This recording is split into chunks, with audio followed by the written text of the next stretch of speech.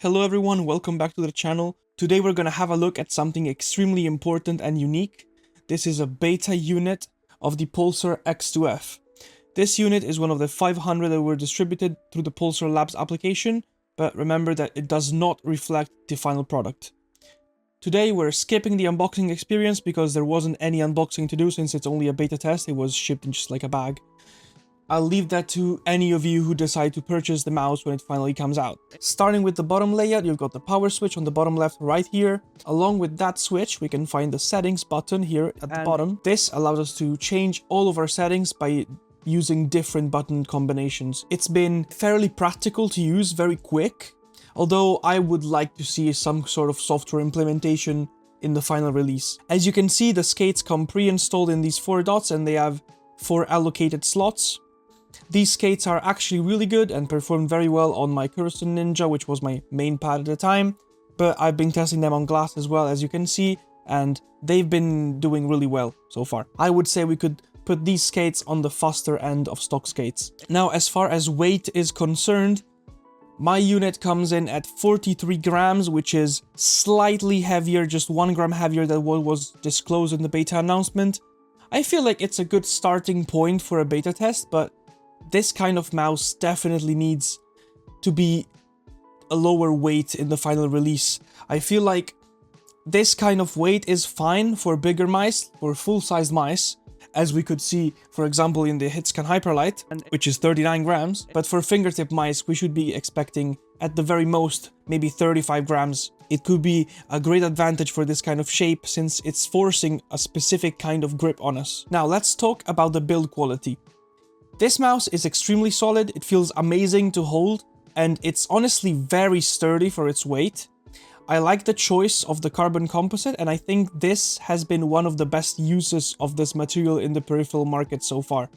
Buttons are also very good feeling, especially thanks to the Wano blue shell pink dot switches that, if you've watched my ULX Pro video, you know I really love. The only 2 negative remarks I have for the X2F are the side buttons, which feel good click-wise, but I just don't like this pill-sized shape. I really don't like it. I prefer flatter buttons way more. The second negative side I found on this mouse is that the scroll wheel click is a little stiff for me. I'm not a big fan of very stiff scroll wheel clicks. I prefer lighter ones. And especially when using the fingertip grip, having to press really hard on the scroll wheel makes me kinda lose track of my aim. Shape-wise, I think the X2F is an excellent shape for a first introduction to fingertip mice. As you can see, we can find a slight curve on the sides, and there's a good amount of space for your fingers. The only thing I did not like was the size, which I think is quite big for my personal taste. I would have liked to see a slightly smaller variant, or, if not overall smaller, maybe just thinner.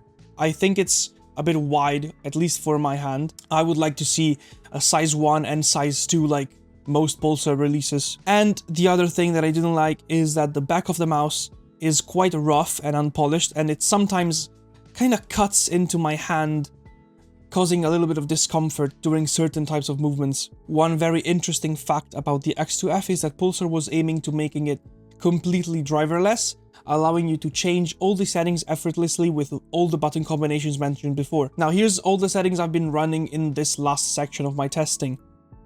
I've been using 4000 Hz polling rate, 1600 DPI, and 0.7 millimeters lift-off distance on cloth, and 2 millimeters on glass. Now for performance, I can't really say much because, as I said, this is just a beta unit, but my unit had no performance issue whatsoever. Polling rate was stable and could easily be run on popular games. I'll leave you a few screenshots of the tests I've taken on the polling rate tester app. I've even heard of people having some sensor skipping issues, but luckily it was not my case. The only real issue I've had was at the very start, where I think the battery was not properly connected to the PCB, so my mouse was basically not charging. Hence, I could not use it wirelessly for a few hours the first day until I disassembled it. But it was very easy, and as I said, it's just a beta unit, these things can easily happen. Alright guys, I think that wraps up my recap video on the beta test for the X2F. I hope you enjoyed listening to me yap about this mouse for the last few minutes. Please remember that this is just a beta version and it does not reflect the final product. If you enjoyed the video, make sure to leave a like and subscribe. Also, check the description for discounts on gaming products using my code SWIFT. Thank you all for watching and see you in the next review.